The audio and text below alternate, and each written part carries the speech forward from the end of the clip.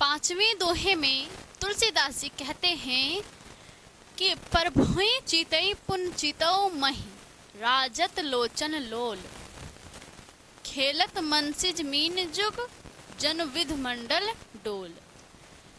कहते हैं कि ये जो प्रभुई को सीता जी, प्रभुई यानी कि श्री रामचंद्र जी को देखती है पुनि, प्रभुई चिते यानी कि श्री रामचंद्र जी को, चिते का मतलब ही देखना होता है, देखती है पुनि फिर चितौ मही, फिर धरती को देखती है। एक बार श्री रामचंद्र जी को देखती है और फिर धरती की ओर देखती है, नीचे की ओर देखती है। राजत लोचन लोल, उनकी जो आंखें हैं वो इस तरह से चंचल आंखें नाच रही है, डांस कर रही है, जैसे खेलत मनसिज मीन, मनसिज का मतलब होता है कामदेव, मीन यानी कि उनकी मछली, जो यानी कि दो मछलियां उनकी, विध मंडल डोल, उनकी दोनों मछलियां कामदेव जी का विध मंडल वहां पे डोल रही है, नाच रही हो, खेल रही हो, ऐसा लग रहा था। सीता जी एक बार श्री रामचंद्र जी को देखती हैं और फिर धरती की ओर देखती हैं। उनकी आंखें, वो चंचल आंखें इस तरह सुशोभित हो रहे हैं मानो कामदेव का जो दो मछलियां हैं वो खेल रही हो, है ना। इस तरह करके सूरत खेल रही हो। गिर अलीन मुख पंकज रोकी प्रगट न लाज निशा अवलोकी। कहते हैं कि सीता के मुख पे, चेहरे पे लाज रूपी रात्रि छा गई और उनके मुंह से निकलने वाली वाणी जो भौरे होते हैं, भौरे रूपी मुख ने ही रोक लिया। उनके मुख से, मन से निकलने वाली वाणी जो सोच रही थी, बहुत ही व्याकुल थी, उस समय जो निकलने वाली वाणी थी वो मुख रूपी पंकज यानी कि मुख रूपी कमल ने उन्हें रोक लिया। वो जो वाणी था वो भौरे के समान, लज्जा जो थी रात्रि के समान, रात्रि होने से जिस प्रकार कमल का मुख बंद हो जाती है और भौरे उसी में बंद हो जाते हैं, वो बंद कर लेती हैं, उसी तरह सीता जी के मुख से जो भौरे रूपी वाणी निकलने वाले थे वो मुख रूपी कमल ने बंद कर लिया। ठीक है। लोचन जल रह लोचन कोना जैसे परम कृपन कर सोना। जिस प्रकार लोचन जलु, आंखों की जल, आंखों की आंसू, लोचन कोला, उनका आंखें का जो आंसू था वो कोने में ही रह गया। यहाँ पे उनकी जो लज्जा थी, भौरे रूपी वाणी थी, वो तो रुकी, है ना। कमल ने, कमल रूपी मुख ने बंद कर लिया। फिर यहाँ पे कहते हैं कि उनकी जो आंखों की जल थी, आंखों की आंसू थी, वो कोने में ही रह गया। जैसे परम कृपन कर सोना, जिस तरह एक कंजूस व्यक्ति के घर में सोना कोने में ही पड़ा रह जाता है, उसी तरह सीता जी की आंखों का आंसू कोने में ही रह गया। सकुची व्याकुलता बढ़ जानी, अपनी बढ़ती हुई व्याकुलता को जान करके सीता जी सकुचा गई। सकुचा यानी कि चिंतित हो गई कि कहीं किसी को पता न चल जाए, है ना। धैर्य धीरजु प्रतीत उर आनी, और फिर धीरज धर के अपने मन में विश्वास धारण की, है ना, हृदय में अपने विश्वास को धारण की।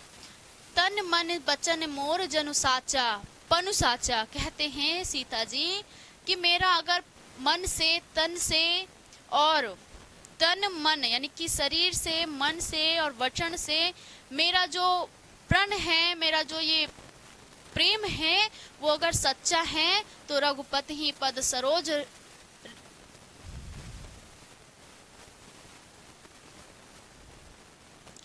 कहते हैं सीता जी की तन मन वचन मोर जनु पनु साचा, रघुपति पद सरोज चितुराचा। कहती है सीता जी कि अगर मेरा ये प्रण जो है, मेरा जो ये चिंता है, प्रेम जो है, वो श्री रामचंद्र जी के कमल रूपी चरणों में लगा होता है, तो भगवान सकल उर्वासी, हे भगवान सबके हृदय में वास करने वाले, करही मोहि रघुबर के दासी, मुझे श्री रामचंद्र जी के दासी बना दीजिएगा, अर्थात पत्नी बना दीजिएगा, उन्हीं से विवाह हो जाए। ऐसे करके वो कहती हैं, मन में विचार कर रही हैं। जेहि के जेहि पर सत्य स्नेह, कहते हैं जिसका जिस पर सच्चा प्रेम होता है, सो तेह मिले न कुछ संदेह।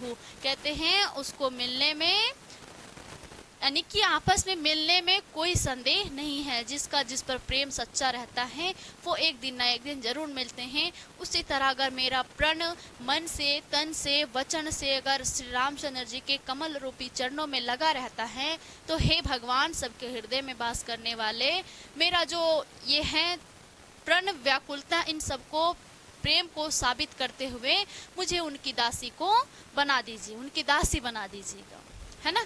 उसी तरह फिर नीचे कहती है, जिसका जिस पर प्रेम सच्चा रहता है उन्हें मिलने का कोई संदेह नहीं है, कि वो आपस में मिल ही जाती है, एक हो ही जाते हैं, इसमें कोई संदेह वाली बात नहीं है। प्रभु तन चितय प्रेम तन ठाना, प्रभु प्रभु यानी कि श्री रामचंद्र जी के तन को, शरीर को चितय यानी देख करके प्रेम को ठानती हैं अपने मन में, और कृपा निधान राम सब जाना, ये सब सारी चीजें श्री रामचंद्र जी जो कृपा निधान हैं वो सब जान जाते हैं। आपने पिछले दोहे में, पिछले पद में भी देखा कि किस तरह सीता जी की व्याकुलता सब बढ़ती जा रही है, किस तरह वो मन में विचार कर रही हैं, किस तरह परेशान हो रही हैं।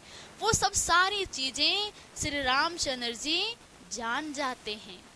जो कृपा निधान है श्री रामचंद्र जी, वो सब जान जाते हैं सीता जी के मन की तकलीफ को। सियई विलोक तके धनु कैसे, चितौ गरुड़ लघु व्यालही जैसे, कहते हैं तुलसीदास जी। उसके बाद सियही यानी कि सीता जी को विलोक देख करके तकयो, ताकते हैं धनु कैसे, धनु के जैसे, यानी कि सीता जी को देखते हैं श्री रामचंद्र जी।